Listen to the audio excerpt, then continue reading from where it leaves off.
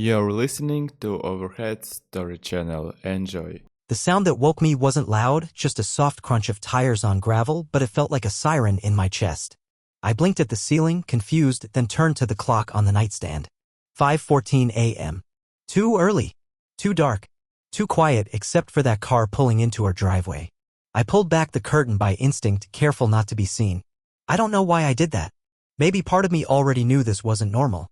Lauren wasn't due back from Portland until later tonight. A yoga and wine retreat, she said. A little self-care weekend with some of her college friends. I'd even helped her pack leggings, sports bras, that fancy silk robe she never wore around me. Instead, there she was, stepping out of a yellow taxi like she was returning from a war zone. Same outfit she left in: blue blouse, faded jeans, and boots that now looked scuffed and damp. Her hair was wild, not in that effortless, tousled way she always managed, but matted and messy. And her face, mascara smudged just under her eyes, lipstick faint but smeared at the edges. Like she'd wiped it away in a hurry. She looked up and caught me watching. For a half second, her whole body froze, shoulders tensed, eyes wide, like a kid caught sneaking in after curfew. Then she straightened, forced a smile, and waved. Too much teeth. Too much everything. I met her at the door. She was already mid-sentence when she stepped inside. You would not believe the night I had, she said, breathless, like she'd sprinted up the stairs. Flight delays, rental van broke down, and I ended up sharing a ride with some tech guy who wouldn't stop talking about blockchain. I finally just grabbed a cab from the airport. She laughed nervously and brushed past me, dropping her bag near the coat rack. I didn't answer. Just followed her with my eyes. That's when I smelled it. Not just the cigarette smoke Lauren hated smoking, but something else. A cologne. Sharp, musky, and completely unfamiliar. It clung to her like static. Not something she'd pick out for herself. Definitely not mine. Then I saw it. Just beneath the line of her jaw, above the collarbone, an ugly purplish mark. Not quite a bruise, not quite a hickey. Deep and fresh. And nothing she could explain away with. I must have bumped into something. She caught my gaze and pulled her hair over it like it was nothing. God, I need a shower, she said quickly. I feel disgusting. Do we still have that eucalyptus body wash? I nodded slowly, the words caught in my throat. My stomach was sinking, but my face stayed still. Too still. She disappeared into the bathroom and I heard the water start a minute later. I stayed in the hallway frozen. My mind began stitching things together, tiny details that hadn't made sense until now. The sudden anxious energy she'd had leading up to this trip. How she triple-checked her bag that morning as if packing for more than just a weekend. How she left without kissing me goodbye, brushing it off with "didn't want to wake you." The sound of running water behind the bathroom door was like static in my ears. I could feel something unraveling inside me thread by thread. A quiet certainty settling in where trust used to live. When she came out 20 minutes later wrapped in a towel, her skin pink from the heat, she smiled like nothing had happened. Like she didn't smell like someone else. Like her neck wasn't marked. Like she hadn't just lied to me with every breath. She reached for my hand.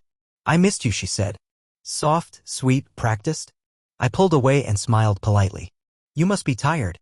Her expression faltered just a second, then she nodded. "Yeah. I think I'll take a nap."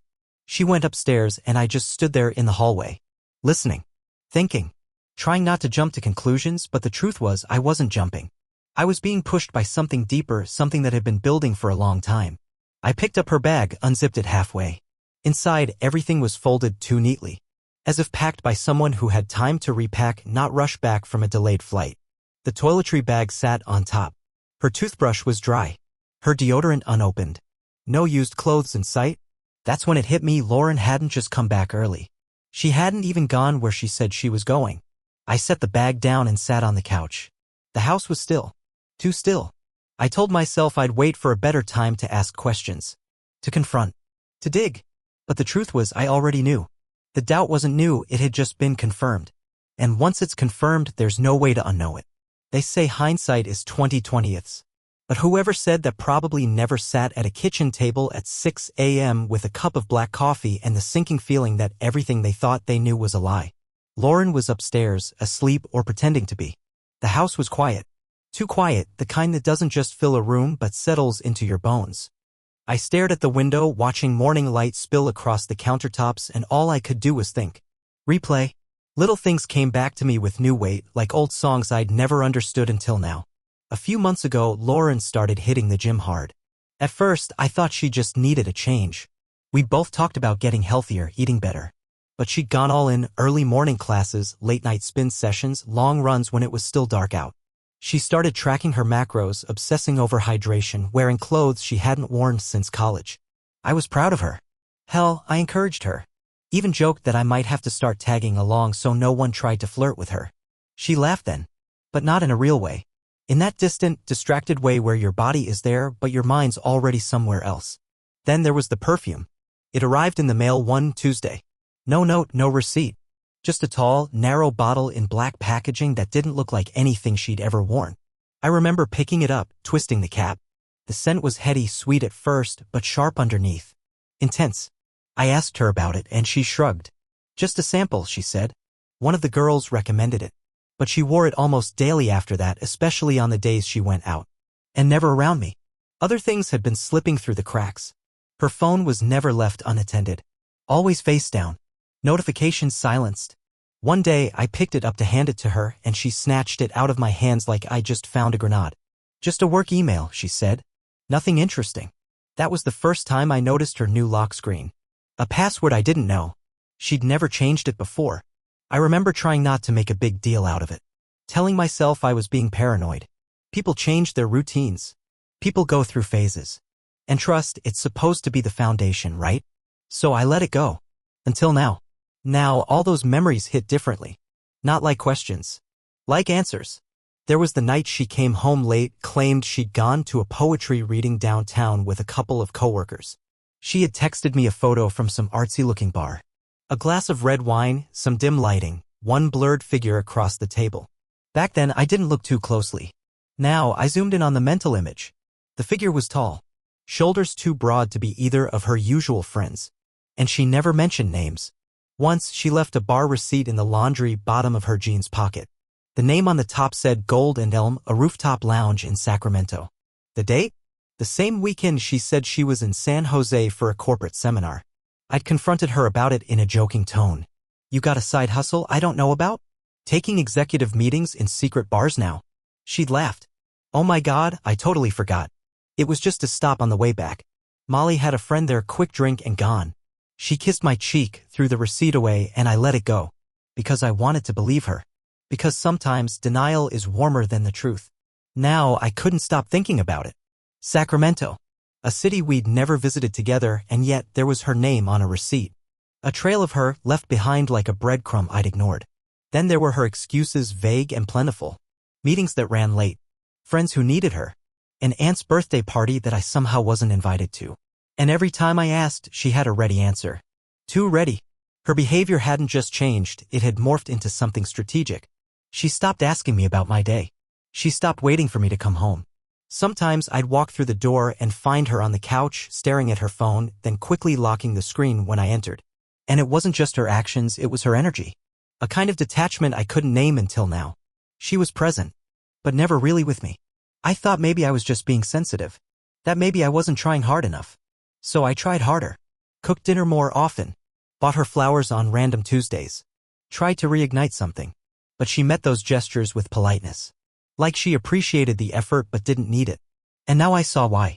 She wasn't pulling away randomly. She was pulling towards something else, someone else. All of it was sitting heavy on me like fog that wouldn't lift. I didn't have hard proof. Not yet. But I had enough doubt to fill a canyon. And the worst part? Part of me still wanted to be wrong. Still wanted there to be a simple explanation. Still wanted her to walk down those stairs and look me in the eye and say, it's not what you think. But I knew. Deep down, I knew. Because the truth isn't always found in confessions. Sometimes it's in the details you tried not to notice. The stories that don't line up. The marks on a neck. The wrong perfume. The too bright smile at 5 a.m. Memories don't change. But what they mean, that's a different story. And now every one of them meant something else. By the next morning, I couldn't pretend anymore. The questions, the memories, the way Lauren had smiled like a stranger, it was all eating at me like rust on metal. I waited until she left for work before I moved. Not impulsively. Carefully. Quietly. Like I was trying not to disturb a sleeping animal. She always took the same bag on her trips, black, leather, with gold zippers that stuck if you didn't pull just right. I knew where she stored it, tucked behind her off-season shoes in the hallway closet.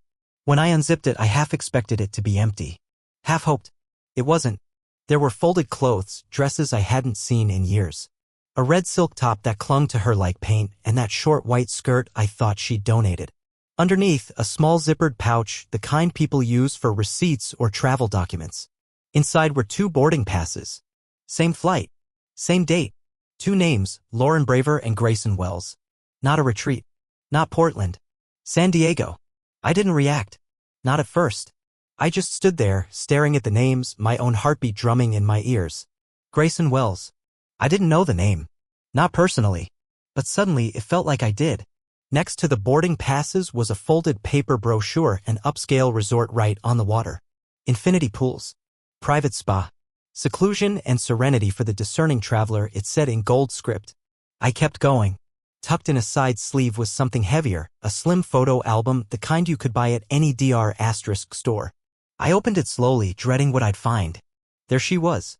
Lauren, smiling, windswept, barefoot on the deck of a yacht. A wine glass in one hand. Her other arm was looped around a tall man in a navy blue linen suit. Her head leaned against his shoulder, her eyes closed, laughing like she hadn't in years.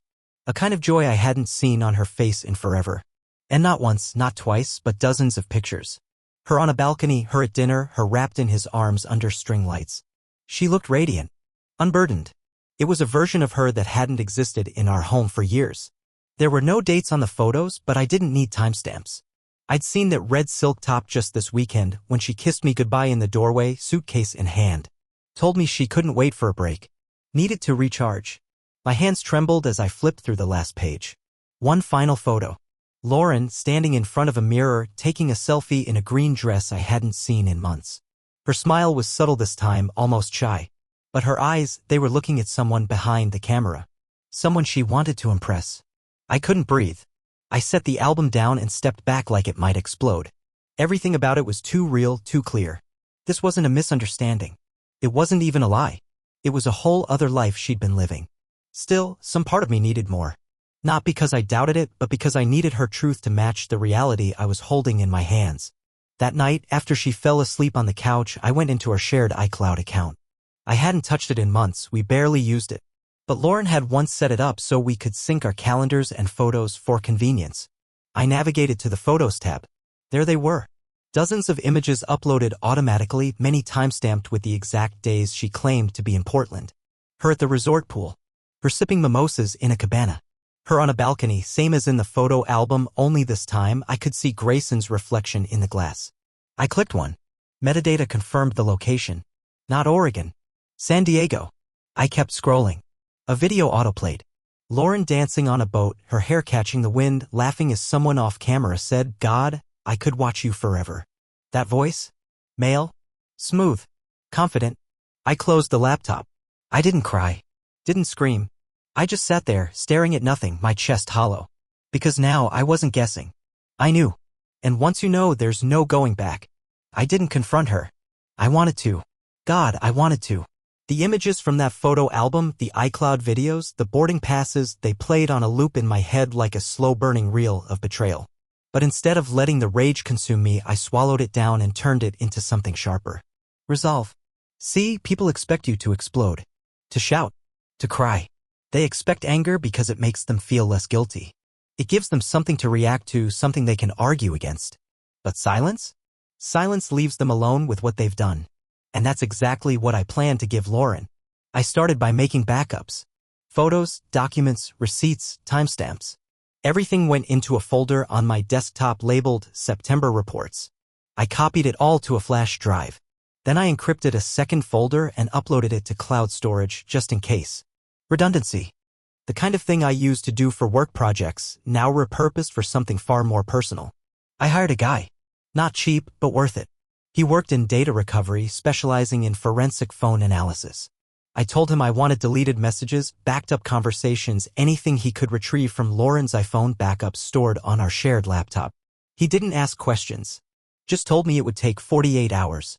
2 days later, he delivered. A complete message archive between Lauren and Grayson Wells, spanning just over 3 months.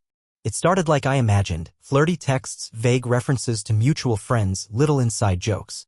Then it got heavier. Long messages about feelings. About how she felt unseen at home. How Grayson made her feel alive again. At one point, she told him that she used to dream about living near the coast, about waking up to sunlight and coffee that didn't taste like compromise. She said I never listened, that I always played it safe. That being with Grayson felt like breaking free from a cage she didn't realize she'd been in. I wasn't angry at that part. Not anymore. I was just stunned by how easy it had been for her to rewrite our life. She didn't just complain. She planned. They mapped out cities to move to, discussed how to handle the transition, who she would tell first, how she'd frame the story to her family, what kind of timeline they'd need to be sensitive to Jeremy's emotions. That was my name. Wrapped in pity. She even joked, half-joked, I hoped, about renting me a studio apartment across town to make the transition easier. I don't want to crush him, she wrote. I just want out. Out. It echoed. I read every word, every emoji, every whispered confession. I didn't look away. I let it all soak in, let the truth do its work. It didn't destroy me. It clarified me. After that, I changed passwords, locked down accounts, transferred some money out of our joint savings, not everything, just enough to separate what was mine. I called an attorney, a quiet voice recommended by a friend who'd been through something similar. Clean break, I told her. No revenge. No drama. I just want out. She nodded like she'd heard it 1,000 times. Do you have evidence? I handed her the flash drive. Her eyebrows lifted just slightly. This will do. I didn't speak to Lauren differently. Didn't act distant. I made coffee like always, talked about bills, fed the dog. I even watched a movie with her one night, some crime thriller about a couple who couldn't trust each other. Ironic. She didn't notice the irony. But I noticed her. I noticed how she flinched when her phone buzzed. How she smiled quietly when she thought I wasn't looking. How she avoided eye contact in the morning and lingered in the shower longer than usual, maybe to wash away guilt or maybe to steel herself for more lies. I wasn't sure which was worse. The day before everything changed, she left early for work. Said she had meetings across town. I waited 10 minutes after she left, then inserted the flash drive into her work laptop and copied the folder labeled September Reports. It was all there, pictures, texts, boarding passes, the yacht photos, *** TS of her telling Grayson she loved him. I didn't sign the folder with anything. No message. No threat. Just the facts. Let the silence speak. That evening, I came home later than usual. Deliberately late. I needed her to be alone with it for a while. Needed her to sit in it. When I walked in, the house was quiet. She was sitting at the kitchen table, her laptop closed, hands folded in front of her like she was waiting for a judge to hand down a sentence. She didn't say anything when I walked in. Didn't even look at me. I grabbed a bottle of water from the fridge, tossed my keys into the bowl near the door, and walked past her like she wasn't there. Not out of cruelty. Out of necessity. Some things don't need words. She didn't follow me. She didn't ask questions. She just sat there, the weight of what she'd built now crashing down around her. And I finally felt still. The night after I left the folder on her laptop, I didn't sleep. Not out of anxiety, those days were behind me. No, it was something quieter. A strange calm, the kind that settles in after a storm has already passed. I lay awake in the guest bedroom, not tossing or turning, just existing. Breathing in silence that no longer felt suffocating. She hadn't come upstairs. In fact, she hadn't moved from the kitchen table when I last saw her. I'd walked past her without a glance and she hadn't said a word. No accusations, no denials, no desperate explanations. Just silence.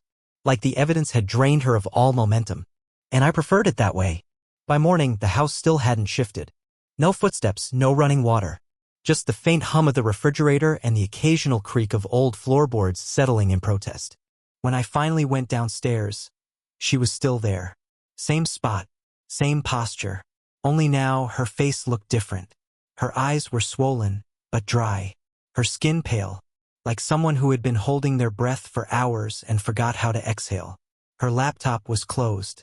Her phone sat untouched next to it. The woman who used to flinch at every vibration hadn't so much as looked at it.